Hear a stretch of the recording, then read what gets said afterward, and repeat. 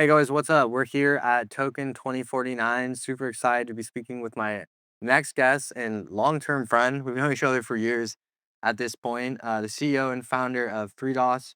John, how are you doing today? Doing great, man. This is a beautiful place. Great place for an interview. Yeah, awesome to be with you again. And yeah, thank you for having me. Hey, can you tell us what the business is, how it works, kind of break it down for our audience? Yeah, so 3DOS is the world's largest 3D printing network, and the idea is decentralized manufacturing. Right, we'll start with 3D printing because I've been doing that for a decade with my Web2 company called 3D Printer OS. And so initially started with like, how do we reduce latency from design to manufacturing? You want to get something made. Usually it's high latency, and 3D printers came out like 10 years ago. Well, the desktop ones for home users.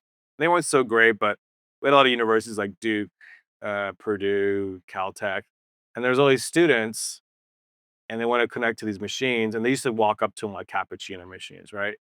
So we kind of perfected that technology on intranet, local area networks, and people could just upload a design to a browser and then get it made. Now this next chapter is that was design and manufacturing global distribution. And I was always looking for a technology that could achieve that, and I want to be neutral to it. I don't want the overhead. I don't want to be in the middle of this thing. I want to have smart contracts. I'll be able to send payments easily. I want to be able to collect data from, you know, proof of print. It's kind of a different proof of work, right? And and we'll start with 3D printing, but I mean, the goal is to really start to, index all this capacity worldwide, right? We want to be like decentralized Amazon, but just to start with, 3D printing is cool. It's hip. Super cool. Crypto people love it, which surprised me. So that's where we're starting. So Three Dots, yeah, we're building the world's largest decentralized manufacturing network. And I think a lot of people don't realize the scale of this network. Can you give us some numbers about how many printers are within your network right now? Yeah, yeah. So we've got like 70,000 plus. I got to check 3D printers. Um, this time last year, I think we had like 200,000 users. Now it's 2.2 million users, and we really haven't. Fucking insane. Yeah, we haven't That's really. more than basically any Web3 project. Really? Okay, I didn't know that. I had no idea. So, and that's just the start, right? Now we're gonna be doing things like connecting APIs, hopefully into like TikTok shopping. I've got a kid making like 20 grand a month selling dragons, but the TikTok shopping requires 7 days of inventory because they want to make sure like if you get too many orders, you got to be able to ship it out, right? So I talked to the head of growth at TikTok shopping when I was at Berkeley, and once we can improve this platform, can you imagine? It's like what YouTube did for the video creator economy. Before YouTube, you had to get like a TV channel access, right? Like you had to pay time. So now you're gonna be able to just upload things, and then whatever sticks, if we sell one or a million, it should be fully elastic. So that's kind of where we hope to go. Very cool. Where does the Web3 component come into this? Yeah, there's like a few there's a few gems in Web3. Um, One of them is you know, to be able to create an account and receive and send money very quickly, like neutral. So we know like that's probably the biggest use case. Like you can almost send money cross border in seconds or milliseconds. And so if you look at the Amazon onboarding process, if you're on Amazon, if you create a store, you not only have to like pass a profile check, you need to then do like a video conference call. Then you need to connect your bank. Then you need to connect your inventory, right?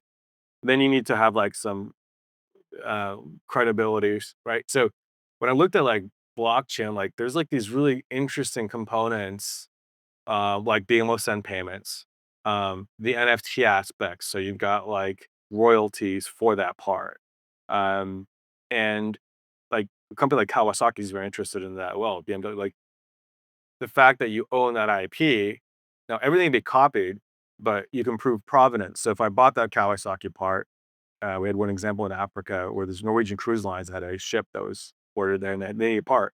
We 3D printed it, and Kawasaki feels comfortable that that part It's legitimate. is they're getting royalties. They know everything's getting copied.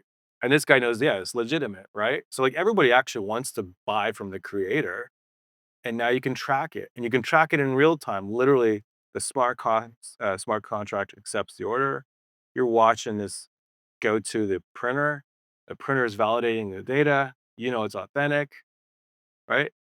So that solves a lot of this. Like, you can go get copies, but everyone wants, I mean, the original from the artists. You've got your famous, whether it be Michael Jordan of creators, and people want to pay them for their, avatar doll or whatever, right? So this is where like the second component. And then the resilience part, right? So if someone wants to take the network down, right, it's kind of hard, Yeah. right? It's impossible, It's essentially. impossible, right? Yeah, they had to break the blockchain. Right. And then so you're kind of also democratizing at the same time. So any Joe Blow in the middle of Africa can start selling product. Because usually to go to Shark Tank, right? And you have this great idea, they want 50% of your company. So these are just some of the components. Then the smart contracts are really important. So some of our competitors, like Zetworks, Sequoia back, they raised $680 million. And it's just a web form. You upload a part or you contact them, you want something made. They have 3,500 employees, right? And they've done like 9.5 million parts. We've done like 4.5 million parts. They have like 3,000, 4,000 employees. We have 10 engineers and one salesperson. So yeah, Outperformance. so you've got this Not smart even contract that can close. route, like, what happens with Bitcoin mining, right? You're automatically routing to high performance computing to do mining. And then people can join pools, right? And that whole pool gets credibility. So there's all these really um, amazing concepts that we can utilize to make us hyper efficient. Most people that have manufacturing capacity have to pay money to market their capacity. Right. But like a Bitcoin mining rig that has high computing power, the network knows of its credibility and its ability to do work, right? Same concept here. So you've got printers at home, Zach, you've got five, six of them, you've been cranking for a while. 3DOS is pulling that data, it's immutable. We know the network trusts you. Maybe I'm a person that buys stuff on the network, kind of like Airbnb. My score is really high. I don't do returns. I'm not scamming people. I always pay, like you start to build this amazing trust, and then you've got the smart contract that can route all that, right? And it just automatically takes care of like thousands of employees. And like you see the banks, like millions of employees, like what are they doing all day? You're just sending a zero and one through the internet. Like, why do we need all the tool at banks? I don't know what they do all day. Like, are they like, you know, washing the money? Just Like, rolling around I in mean, it. yeah, like, it makes no sense. So these are like hyper efficient, low latency mechanisms that we're utilizing.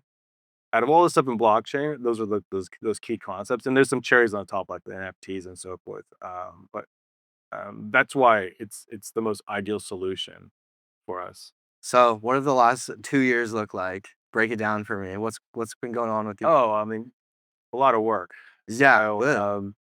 last 2 years, yeah, initially was a lot of grinding to do the fundraising, the initial proof of concept, and then we partnered with Sui, so bringing like 70,000 printers onto the blockchain, making it so easy. Anyone that doesn't know about blockchain with one email can just log in and become a user and still have a wallet. So that was like the first 6 months, 8 months, and then every time there's a 3D print, turning it to an NFT. So really just testing like the back end, the rigorous stuff. And we were doing a bunch of semi-free transactions. We were paying for some of those NFTs just to make sure the systems, the foundation's working really well.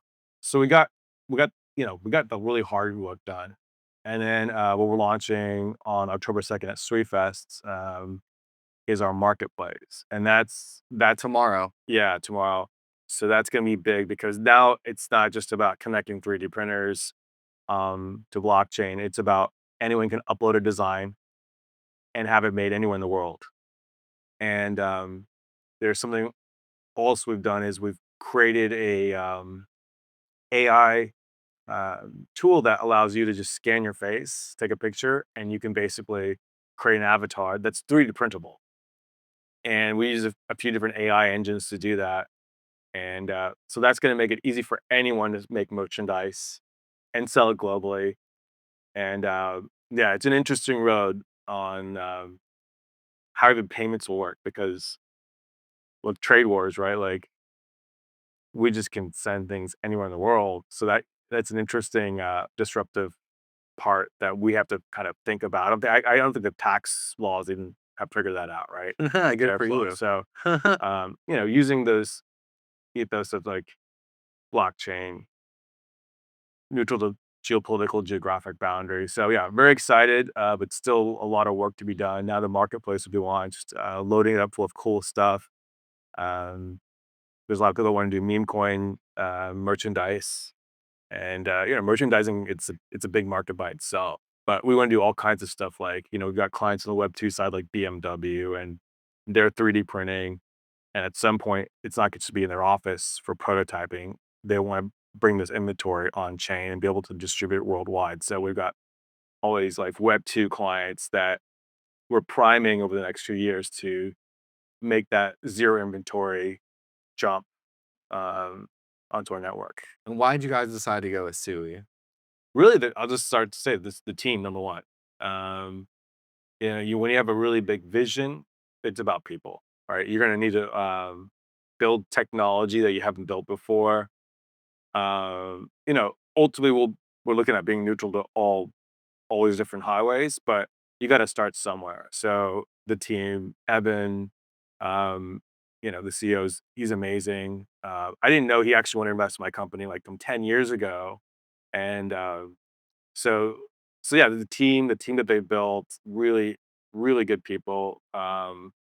And you know, all these highways are gonna connect at some point. But yeah, that's the main thing I would say team. And of course the technology. Team makes the technology, right? The have ZK login native, right? Have like Walrus for storage. These are just some of the components. There's more components coming out with payments and just you got to make it dummy proof. If you're manufacturing, you've got an email. You don't need to know what a wallet is. You got an email address. That's it, right? Like that's how simple blockchain needs to be. Like even just like transferring from USDC and Solana versus Ethereum versus Polygon, that's super confusing for people, right? Yeah, Like I agree. it's We have to impossible. bridge and blah, Yeah, blah. like Yeah. That's why centralized exchanges make all a the money. passcode that you forget. It's fucking seed phrase Yeah, yeah. Like I mean, and the seed how is phrase. how is an enterprise client going to use that? Right. So when we're looking at sort of the growth, you think you mentioned 200,000, 2.2 million. Why, like, how did you get that user base? Like, what does that network Yeah. effect look like? So uh, it was all organic. We talked about marketing and so forth, and we started looking at it and like, we give a really good product or interesting product. What Tesla did is also was kind of viral. Like, we bought a Tesla, you invite your friends to buy Teslas, you get free, gas, electricity, right? Or be selling up of them, you get this Tesla sports car, which I think is supposed to come out someday. Um, so the key thing is how do you turn every user into a salesperson for your product? So we kind of like use that mechanism in the product. We made it super easy for people to come in with one click. And then we literally guide them into what they need to do to get points, right? And some, add their printers, they got points. Some, invited their friend, they got points, right? So we use this kind of incentive structure, but first it starts with like an exciting product. Like you got to stand out from, payment stuff and all, Yeah. like it's hard to understand like what this is. Like I think I see as I'm a multiple time founder, like there's two things. Like I always say, what is it and how does it make money?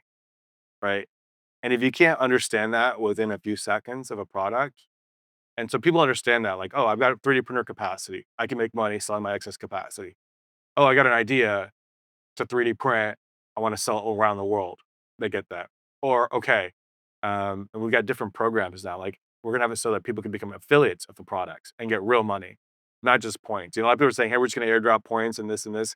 No, we want to like have a cohesive, like, way people can make money. So not only they can onboard and create a business, um, people that don't have a business can onboard and resell.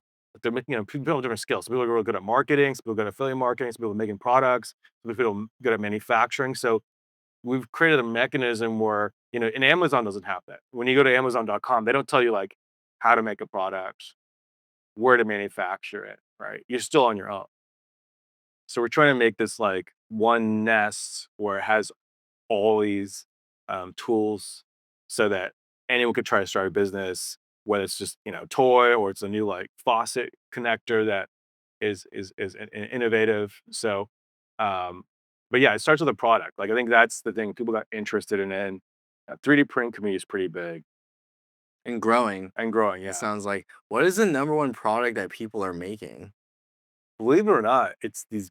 Okay, for the consumer market on like TikTok shopping and Etsy, it's these dragon toys.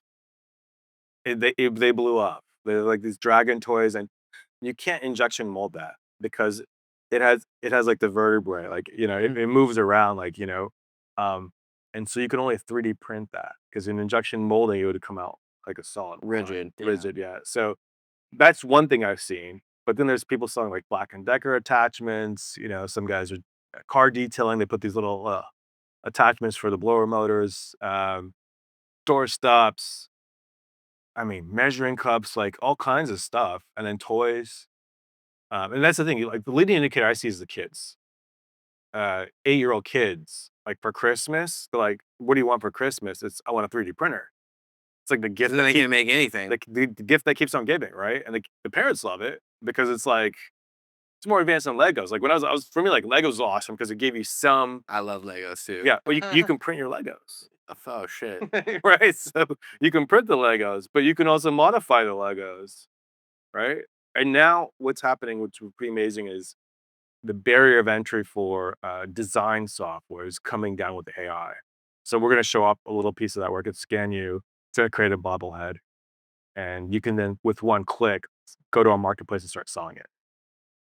So for this shipping, because I'm imagining, so I have something that I'm making. Let's say it's a chair, and I want to make this chair for myself. I don't have a 3D printer.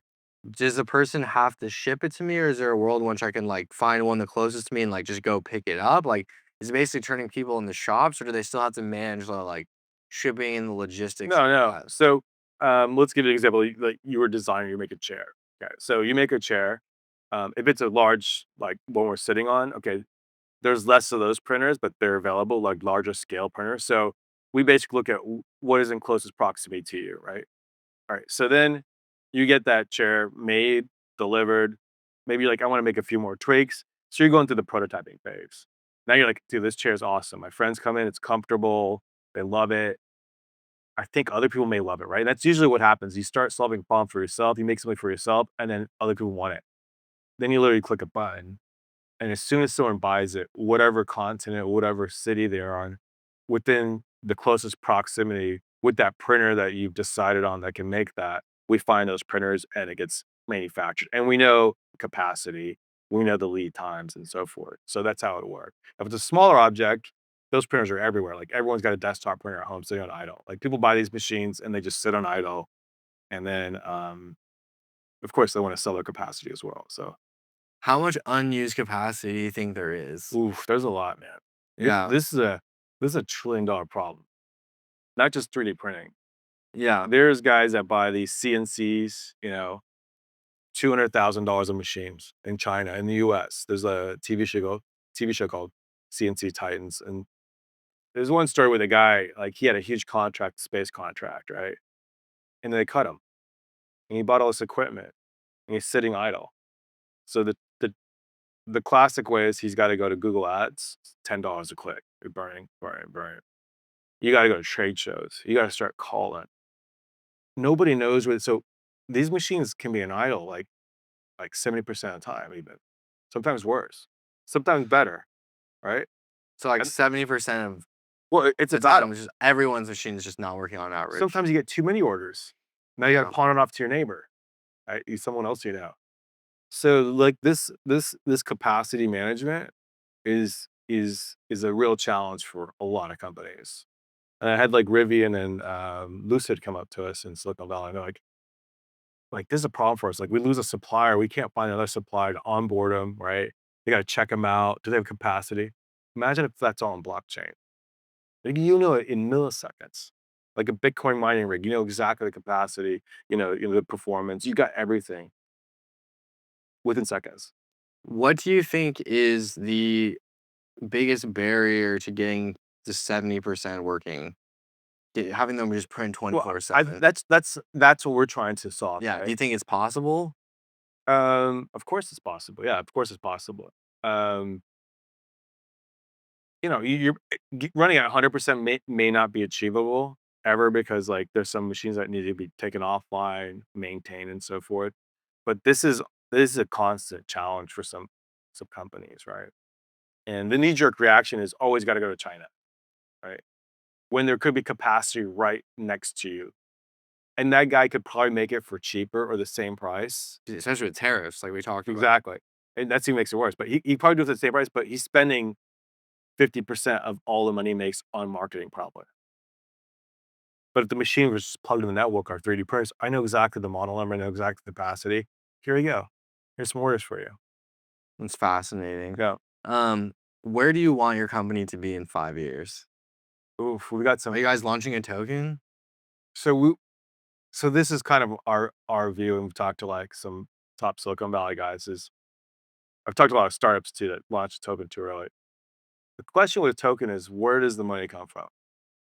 It usually comes from some other investors or speculators.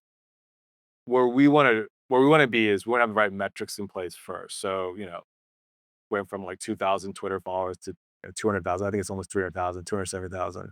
Went from 200,000 users to 2.2 million users. But now we want also like 2 to 10 million revenue, and we want to buy back the token. And we've got tokenomics that looks like this. That if there were no speculators, like I challenge anyone, like imagine there's no speculators, this thing should be up and to the right, right? It should be like the price of gold because the foundation of money is product, service, and goods. So we're making stuff, we're taking a cut, we're accruing the value into the token, right? There's not many stocks on the Nasdaq or S&P that don't do any revenue and go like this, right? Startups valuations, You right? think you'll go public? I think like I think that I think the future of crypto is going to look like publicly traded companies. It's gonna be like a fast track to public companies, right? To be easier to accessible. I think people are gonna be looking for companies that are either established in the US, their credibility, they don't wanna get rugged, right? They wanna see revenue accruing to the token. If the market turns upside down, who cares? The thing's still up and to the right, right? Everything has price to earning ratios, right? Like there's like this fluff on top, but it's not all fluff. It's not all icing. There's a cake at the base, which is the revenue, and then there's icing. And sometimes icing get too high, right? So I think these markets are going to look very similar. I think regulations are going to be more clear. And that's we just talked to like some investors at Alibaba, and they have the same view, right? Like they think these are going to converge. So we could do both or one of the other. I don't know. Like that's we got to get your ducks in a row. I think everyone's like, hey, let's launch a token. They launch a token. There's no liquidity, and then like now what? Right. You're spending all your money on marketing to pull people in, and like your product is a token. That's not product market fit. Agreed. Why did you decide to come to Token, and what value do you see in these IRL events? I know you mentioned you have a Yeah, booth. we actually don't come to these events a lot. We usually kind of stick our head down, but we got invited by Sui Fest, and they're like, "Hey, you guys got to come in." So we've got a booth right in the front door Is there a entrance. 3D printer on it? Yeah, I knew so there would be. I was surprised they put us right in the front, but no, that's why I like the Sui team. They're really forward thinking. Um, they they cringe about meme coins more so like they want to build real stuff, right? I think there's definitely a place for meme coins. And look, all that technology has been tested. It's like basically payments, right? Even the rug pulls, whatever. You need something to test the platform. It's basically like gambling, in my opinion. But no, the team's very good, and yeah, we uh, we rarely go to that many events. We just pick a few, and we've just been heads down because you can get exhausted. You can spend too much time promoting something. But right now, we've got more of a like a pull marketing than a push marketing, and that's how we want it to be. That's ideal. Yeah, Is this your first time going to Token in Singapore? no, we came last year. We came last year to just kind of check it out, and then this year we've got the booth. And next year, you'll have your own event. We'll see. We'll see. I personally don't like to. I like products that just sell themselves. Yeah. But if that's what our audience wants, and then we'll determine that with our community. Are a lot of people in your community asking for a token? This was surprising to me. I was actually a little bit nervous to put out a poll in, how many you think we should token versus revenue first. I was gonna be like, okay, because everyone was token, right? They think the money comes from The the heavens or rain. something, right? Yeah. I'm like, I was surprised. Over 60% said revenue first. So that means you got a smart community.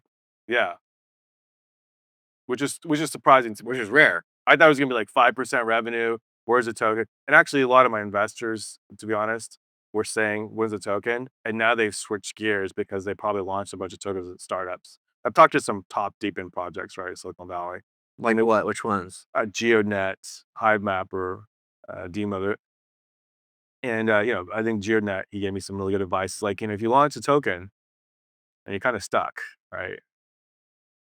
Now it's You're held responsible, right.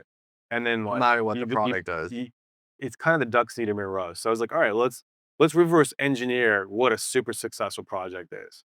All right, let's get to 10 million community. Let's get to like 1 or 2 million Twitter followers. Let's get to 10 million revenue, 1 or 10 million revenue." What's your revenue out right now? Can you say? Well, we're kind of pre-revenue, but we actually had some test orders. It wasn't even live. I don't know how they came in last few days. We were just prototyping.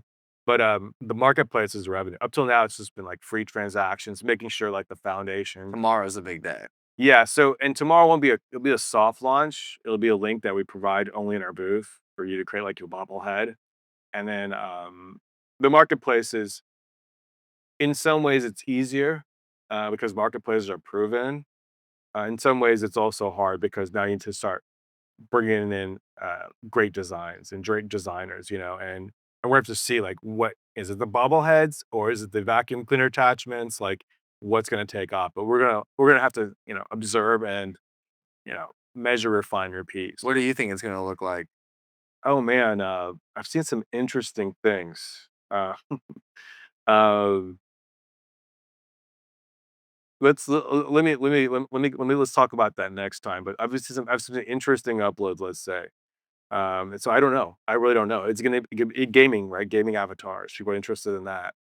Um, People are interested in selling toys.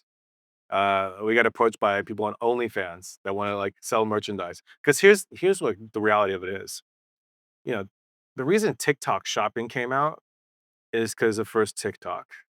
So let's say you've got like 10 million followers. What do you want to do? You're not gonna make that Sell shit sell shit to them, right? like Mr. Okay. Beast's merch All right, makes so a you're gonna shitload of sell stuff. money. Now there's a lot of overhead, right? You have to spend like 10,000, 100,000, maybe $1 million to try to build a product that you think may work if you sell it in.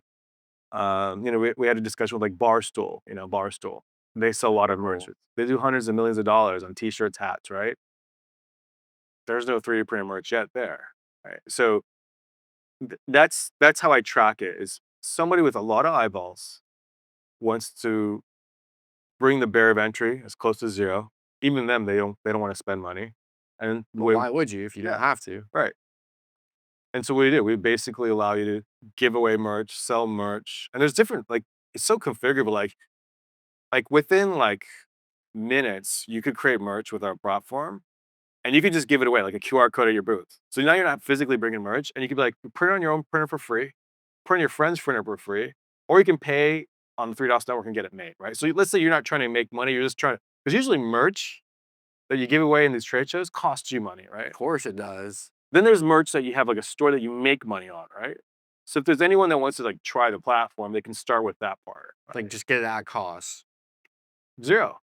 Let them pay for it or let them print it. Like from their print something's like 50 cents.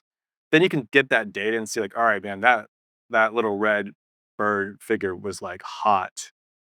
Let's do a 1 of 10 collection in gold, 24 karat gold, which you can print in gold, right? And like these will be like, and you put it onto an auction block, right? And you can You watch can it. print gold? Yeah, you can go print gold, titanium, Inconel.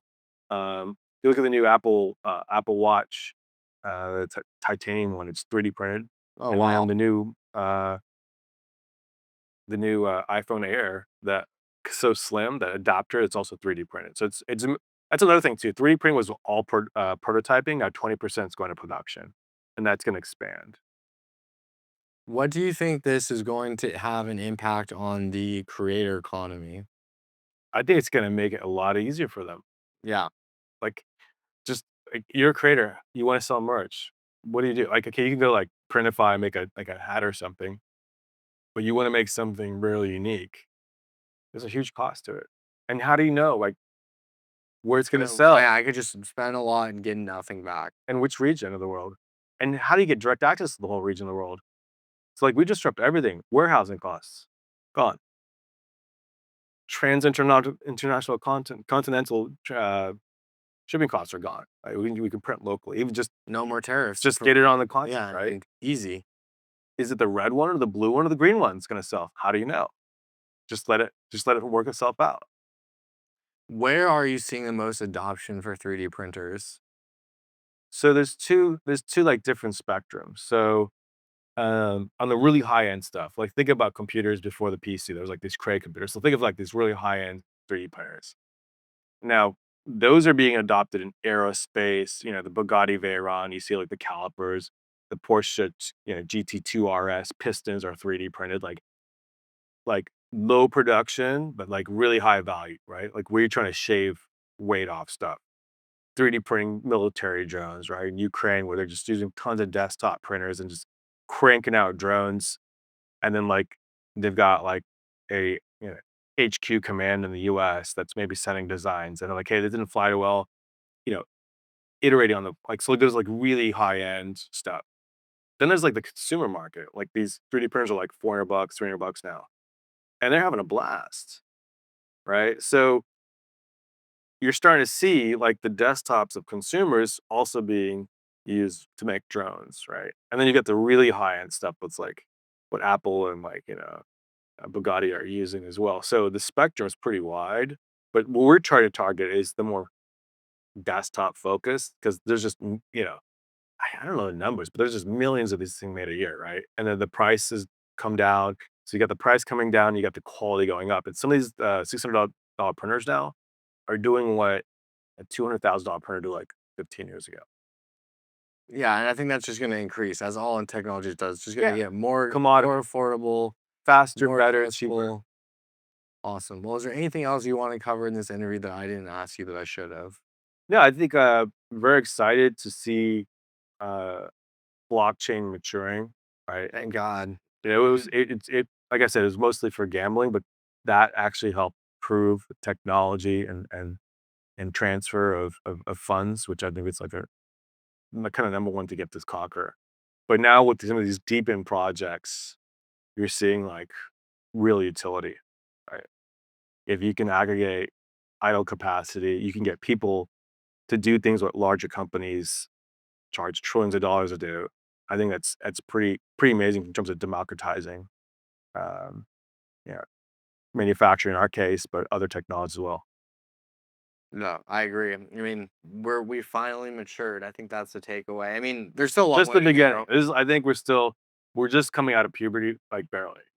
Nice. That's a good way to put it. Thank you so much for the Thank you for having me. fantastic interview. Make Yeah. sure to follow them on social media. By the time this is out, the early marketplace will be able to be tested. Yeah, yeah. You It's can get only on your out in like 5 marketplace. days. So, Yeah, yeah. okay.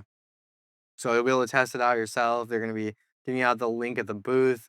Honestly, I'll just give my quick take on this. I mean, this is one of the most, like you said, if you can explain it in a very short period of time and you can understand it, you probably know it's a good idea. Surprising to me that other people haven't done it, but I'm glad that you're the one who is because yeah, being able to eliminate warehouses, being able to eliminate inventory costs, being able to eliminate international shipping and figuring out where your customers are literally changes the game of commerce.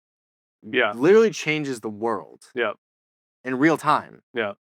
And I think if you look at the impact that that's going to have over the next 5, 10 years, ultimately it really benefits the consumer. I mean, Yeah. and the creators. It benefits both. And so I think that it's cool to see a project that actually has real value for real people that will improve their lives and make them allowed to sell their creations for easier and cheaper, and for people to buy the things that they want at a more affordable, easy to access place. So like I commend you on your work. It's cool to see all of Appreciate it, the bro. project, the progress. The shit is not easy. I mean, he's very he's making. I know you say you work really hard, and I know you work really hard, but I think you work really, really hard. And I don't think a lot of people understand the work that it takes to get to this point. So as a fellow entrepreneur, I genuinely really respect the hustle, and not taking the easy route out of just like, all right, we've got some traction here, just gonna launch a token, whatever the fuck happens, I'll make a couple $1 million. See you later. Yeah. You know, doing it the right way, even if it's not the easy way. Do you want to have any other closing words? No, I just want to just plant a seed in terms of like where this is going. Yeah. Um, 3D printer is a robot in a box. Now, now with AI, since these things have AI, so they're getting so good. But what's happening next is people are putting the 3D print tools on robotic arms. Then those robotic arms are getting on wheels, and now you've got humanoid robots, right? So what you're essentially doing is sending code not just to one machine, but a group of machines to organize and build things. And like if you see like the project on Mars, those are all 3D printed. But 3D printing is kind of a beachhead term into what we call, automated and pretty sort of like decentralized manufacturing. So this is gonna we're gonna see some super advancements like the Tesla robots, right? So what's to stop Optimist. yeah, what's to stop me sending a code to that and coordinating a few guys to build something, right? You can literally have a 3D printed head on one of his arms and they can work together. They've got drones that have 3D print heads. They're not in the box anymore. They can swarm and build entire uh, complexes. It's literally like living in the future. It's not too far off. That's the How crazy far off do part. you think that kind of shit is? Well, if Tesla's on track, those humanoid robots are out in 5 years, right? Do you want one? I mean, I never thought about like what. I mean, I think it'd be great for factory work, right? You want one around your house though, like cleaning up and My whatever. Roomba is pretty good, but yeah, Yeah, I think it's it's gonna. true. I think it's gonna still be a little while, but I think they'll be able to do like dangerous jobs in the factory, and we're gonna we're gonna we're gonna enter a world of abundance. I hope so. I'm ready for it, Yeah, man. Let AI do all our work. John and I can hang out on the beach and scheme. sure, sounds So, good. thank you so much for Yeah, your thank you so fantastic much. interview. Really appreciate you coming Pleasure. out here, and see you guys soon. Thank you. Hey, what's up? This is But it's Zack. not something Gen Z is afraid of. If you want to survive, you got to build a house. We're back at the Gen Z Media House. Awesome. Well, thanks so much for joining us today.